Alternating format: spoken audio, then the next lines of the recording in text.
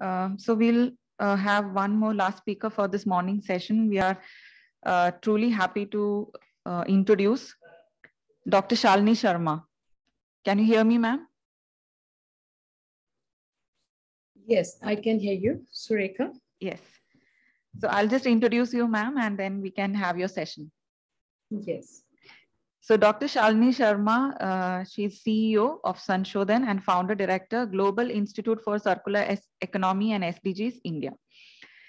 She's having a doctorate in environment science, management and policy, and an Humboldt University, Columbia University, and Oxford alumna.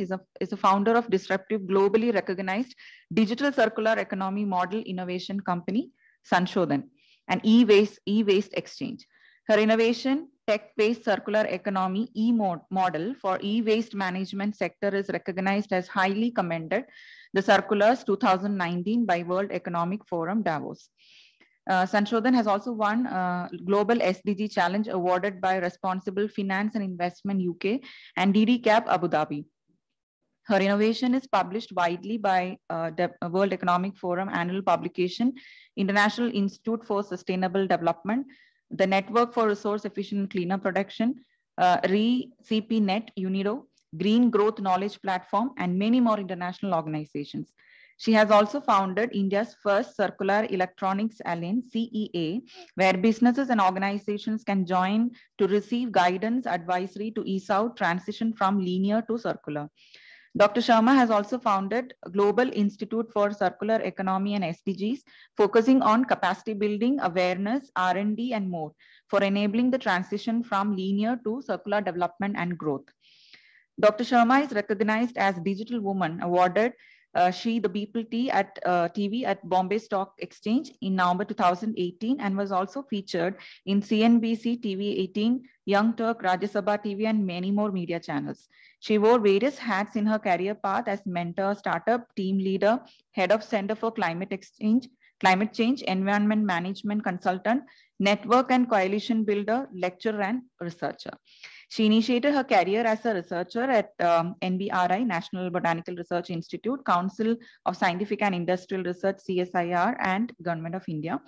During her 13 years of post-PhD, she gained expertise on environmental impact assessment and management plans, climate change, resource efficiency, cleaner production, circular economy, and served as consultant to state government and UN, and as research and independent non-government organization, and also as a focal point at COP 17, 18, 19 UNFCCC meetings.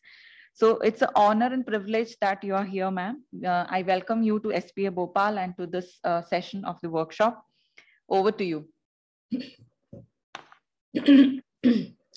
Thank you so much. And I was not knowing that you have done such a lot of research before inviting me. So anyhow, am I having a right to share the screen? Yes, ma'am, you can.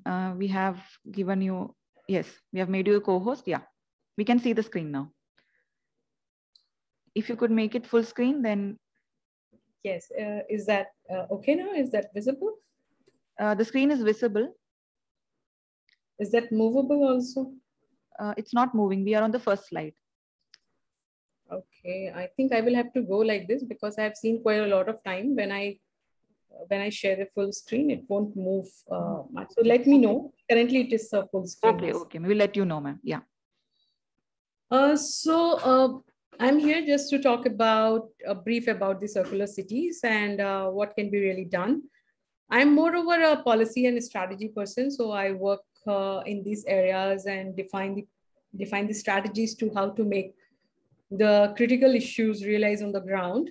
So one of this topic, I think, is a circular city where it's a lot of collaboration and strategic intervention required for the implementation of such initiatives at national level or at a city level or even at local level. So with this, I think it's not moving really. So can you see the screen changing now? No, ma'am, it's not changing. We are still on the first slide. Now it has changed. Yes. So I would like to go like this because if I will make it full screen, it will not really work. Okay, ma'am, not an issue at all. Yeah. So in this another 15 to 17 minutes, we are just going to cover these all topics. We will just talk about a little bit of challenges, how the mission smart cities and it's correlated to smart cities and circular cities. Then what can be the approaches, what can be the strategies, and let's see at the national international scenario, what's really happening on the circular cities area. So on this international scenario, as you must have already heard about COP26 happened in Glasgow, and that is also already moving ahead on the path of circular city. But the best thing is that there are various large cities like New York and Amsterdam. They are striving to be the circular city and working on the sectoral approach for moving ahead on the circularity path. So let's see what stand in the terms of the challenges when it comes for implementation of circular economy kind of strategies in cities in India. So the very most challenge we are seeing here is a population blast as such. So this is something that's the biggest concern, especially when it comes to the land resources or the natural resources and the survival and the sustainability and the development. So this is one of the biggest concern when we talk about the circular cities, because it needs built environment and there are various different needs. So as the population increases, the demand increases, and how to fulfill that demand, that comes on the city administration. So that's one big challenge. Now, where are the critical resources located globally? So now India has opened a kind of door for the coal, but of course there are lots and lots of resources, especially on the rare and precious earth metals, which are mostly required for a high-end development when we talk about the digitization, when we talk about electronics, when we talk about talking about the hyperlocal facilities availability and other things. So a lot of things that they really depend on the natural resources. So we really need to look about that, where the critical resource metals and materials are located, and do we really need to go for circularity to have a continued path for the development. Then there are other areas like we need to look on the biodiversity in the name of development, how much biodiversity degradation or the forest degradation is really happening, that need to be monitored. We have in the terms of atmosphere, we have already seen Delhi is facing a kind of a challenge for years together, and nonetheless it's Delhi, so it's known, but there may be many other areas and the cities and towns that are having different kind of industries, and the wastewater coming out or air pollution coming out, probably the town areas not having much of the voices. But yes, of course, there are lots and lots of towns. If you see in Kanpur or Hardoi or Lakhimpur, or in Telangana, there are cities like Warangal, and smaller cities also, towns also face this kind of challenges. Then oceans, of course, we have seen quite a lot of talk about happening, a lot of pollutions being dropped or sent into the oceans, and it is really unmonitored. And then there is a land degradation, which of course is in demand for everything. And then whole of this nexus is really related to the climate change when we talk about the circular cities. So we will see the solutions that how it can really work for the cities in India. So I'm just going to talk a bit about the status in India. We have seen some of the case studies that are happening in other countries, but in India also, mostly if you know, a lot of initiatives happening for the plastics, circular plastic management. Then there are some initiatives happening on preventing the pollution from going into the rivers. So the sectoral approach is quite dominating here in India when we come for the circular economy model. We are also doing a capacity building initiative on implementation of circular economy, and following the sectoral approach. Currently, we are doing for capacity building for educational institutions. We are doing for SMEs because a lot of pollution and metal resource consumption happening unmonitored in these sectors. So that's the area we chose to work on. But you see, there are other industries who are trying to use different kind of recycled resources into the construction sector, into the new production of the tiles and the other materials for the construction sector. Then in agriculture, there are some of the circular economy models, especially in terms of digitization. Then plastics being used for making the new products. So these are some of the interventions happening in our country. Circular cities actually need quite a lot of areas to come together. So we just try to put some of the areas if we are working on the circular cities, what's really required and where we are going to head further if we are already having this smart cities mission in place, that is for the 100 cities to turn smart city. What more is required after the initiatives for the smart cities? So we should say some of the areas are like the smart waste management is there, then smart fast lane and smart parkings are being worked in some of the cities for sure. Most importantly, the air, water, and land is something that needs to be worked on. If your water bodies are sustainable enough, then your population and your development will really sustain further. After air, water, and land, the next thing is the chemical pollution and prevention.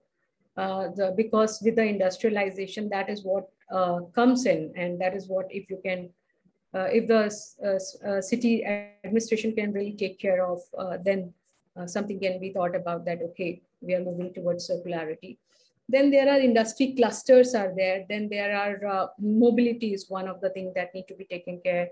We have included one of the key areas as a structural health and fire safety also, because there are a lot of policies when it comes to the development of high-rise buildings or even the hospitals.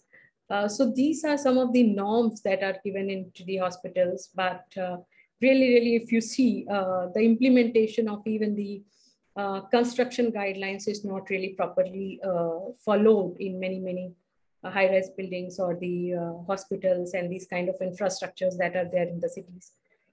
So this is one of the big area of the concern, but you can see this kind of list over and above the smart cities list. I think that need to be considered if we are talking about really the circular cities infrastructure.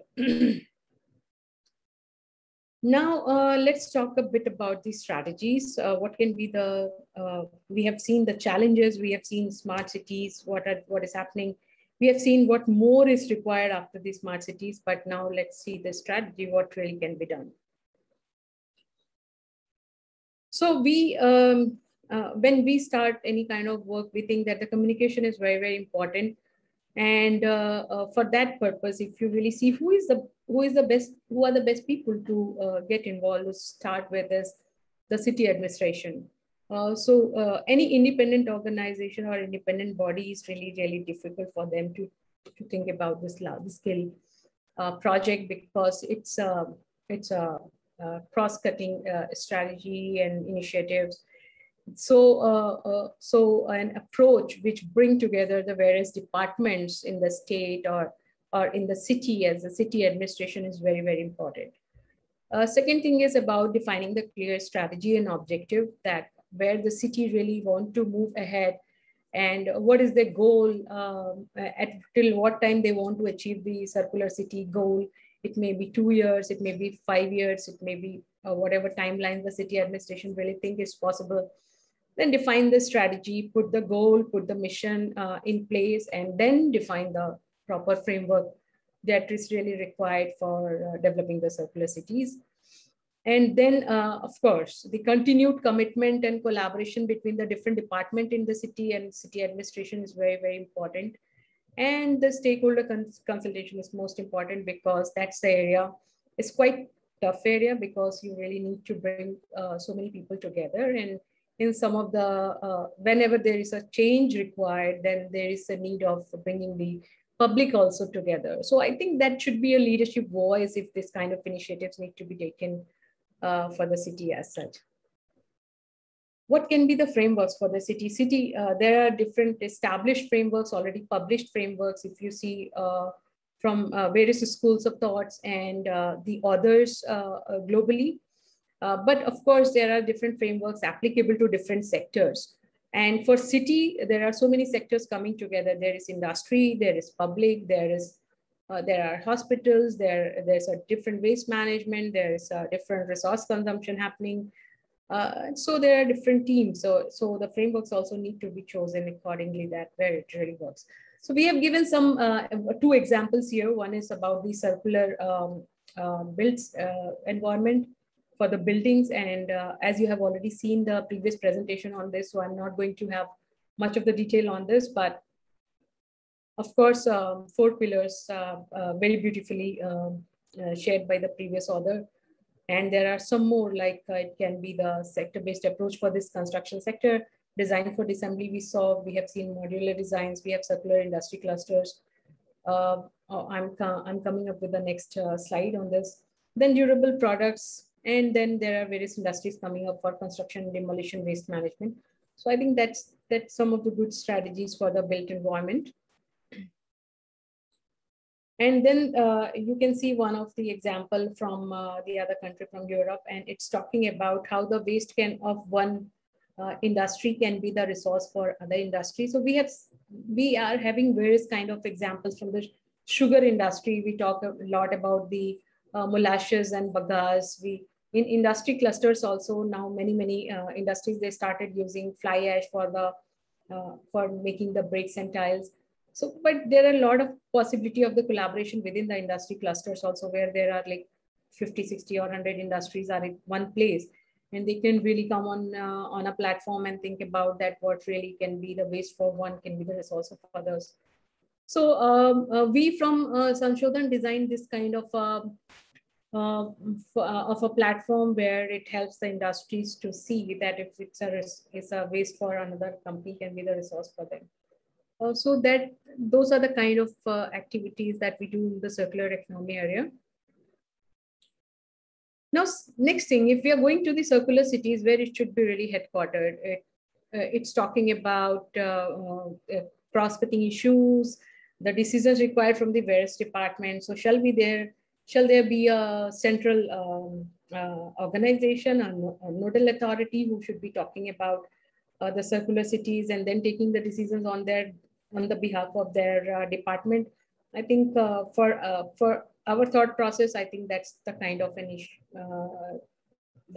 a strategy that the cities really need to think about, and the circular city method should be really headquartered at the central place in the city, who is having power of making the decision and choosing the right strategy for the implementation of the initiatives, circular initiatives. Stakeholder engagement, of course, once the decision is made by the city administration, then that's a next level. Local and central and local public authorities, they really need to be informed about the complete plan and the progress as such, because at a lot of places, the circular cities really need a complete redesign also. So that's a possibility. It may be really difficult into the urban areas, but of course, I think if it's a positive decision, probably it can be supported by the government departments also. So closing the loop between sectors, that's one of the most important area when we talk about the circular cities, because if you're taking care of the sectors, then it will help quite a lot in bringing the consolidated results for the cities as such. Then metrics is very important. So when you start the way of going ahead for the circular economy, what really you need to measure that to showcase that you are really circular, and how much path you have already traveled towards your goal or the departmental goal of circular city. So that really need to be put in place. And the innovation, of course, we have seen quite a lot into the innovation space already happening. There is a requirement for the city administrations to really bring together different kind of innovators to implement their solutions into different pockets, so that city can really transform into circular city, and city administration can reap the benefit of achieving circular cities over a period. Then awareness and participation, of course, the stakeholders who is a taker of those environmental and social benefits are really need to be involved. Now coming to the real benefits, what's really for whom is already there. We say, okay, transition towards the circular city really bring together the global impact. Of course, it's not only the identification that your city is turning circular city, but there is a lot more to that, because if a city is turning circular city, it will be having a potential to reduce around 40 to 60% of greenhouse gas emissions as such from the city. Though the task is tough, but it is really achievable if you really plan for another 4 to 5 years, and really a centralized system can be developed to achieve this. Then there is an environmental impact and social impact, of course, very obvious. Let us see what's happening really. I'll come on the further slides.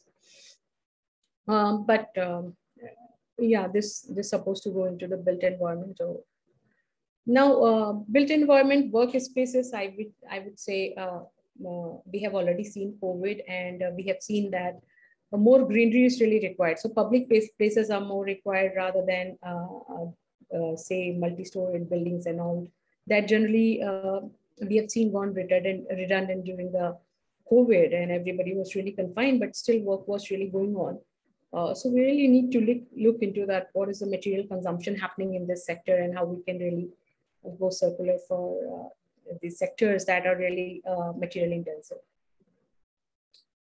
Then there are some more strategies. It can be the digital, physical, or biological environment for the waste management, for the coordination, for communication, for enhancement of process efficiency. It can be the material efficiency, it can be resource conservation. So there are different sets of the technologies already available for implementation if we really need to go for the circular cities as such.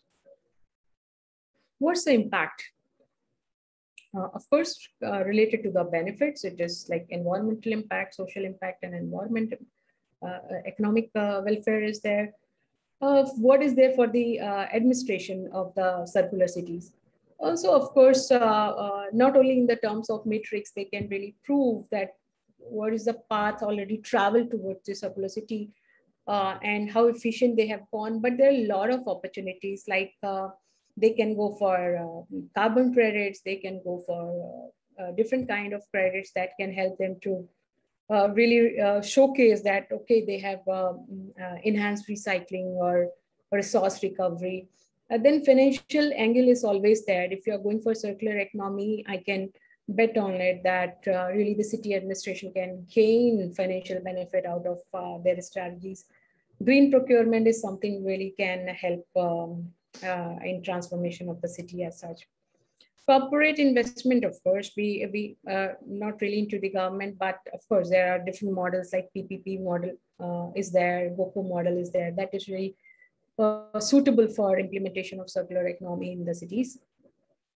Startup and SMEs, of course, they really get benefited out of it, because if they are owned by the government or city administration as such, so to put their innovation in place into the city, I think the overall beneficiary will be the government and the departments for sure.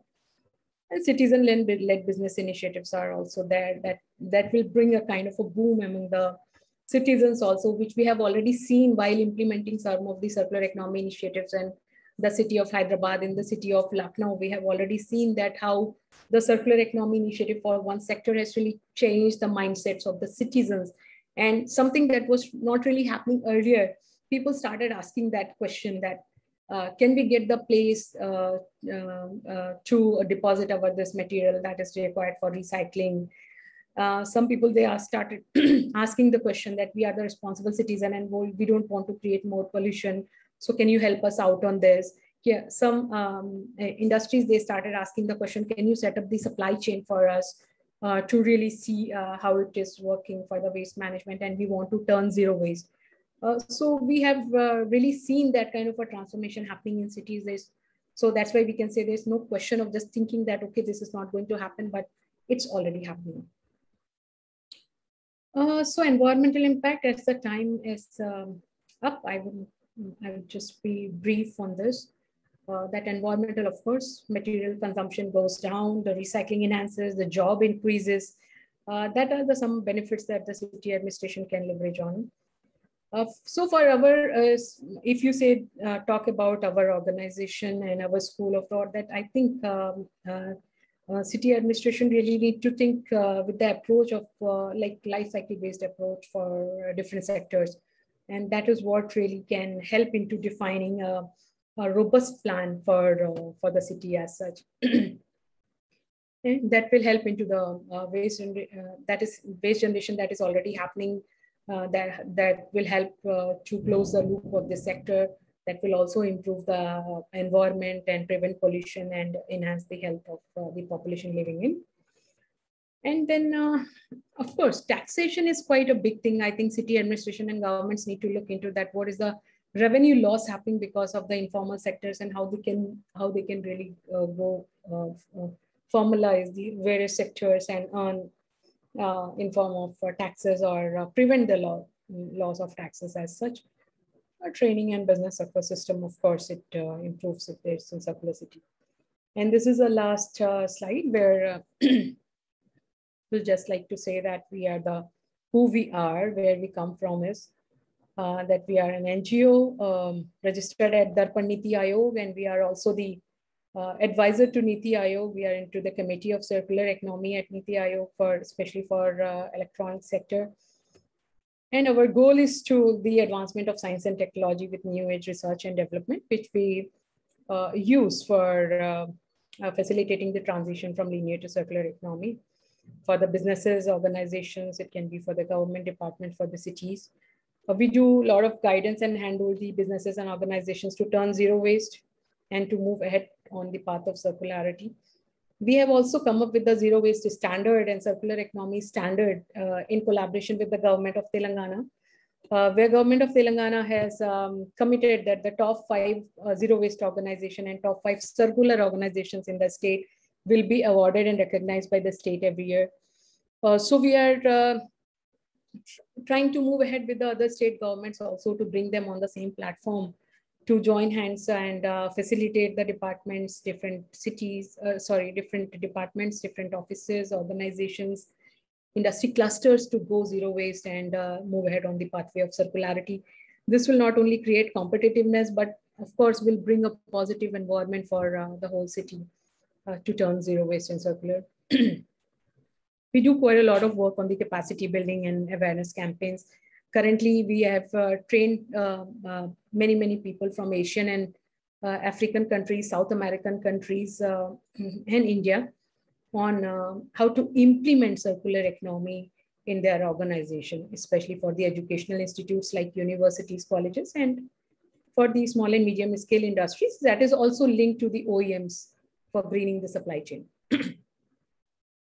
So there is another alliance already in place. We are still to put up the web page for this Alliance for Circular Economy and SDGs from our NGO, that is Institute for Circular Economy. And we already have ex-consultants from Niti Aayog, some government representatives, some industries as a member of, founding member of this alliance. And some international organizations from Europe. So thank you so much for inviting us. Lastly, my message would be only that everybody really need to realize that we need the nature. We need environment for our survival. Actually, nature don't need us. So with this, I would like to stop here. And if you have some quick 1 or 2 questions, I would like to answer. And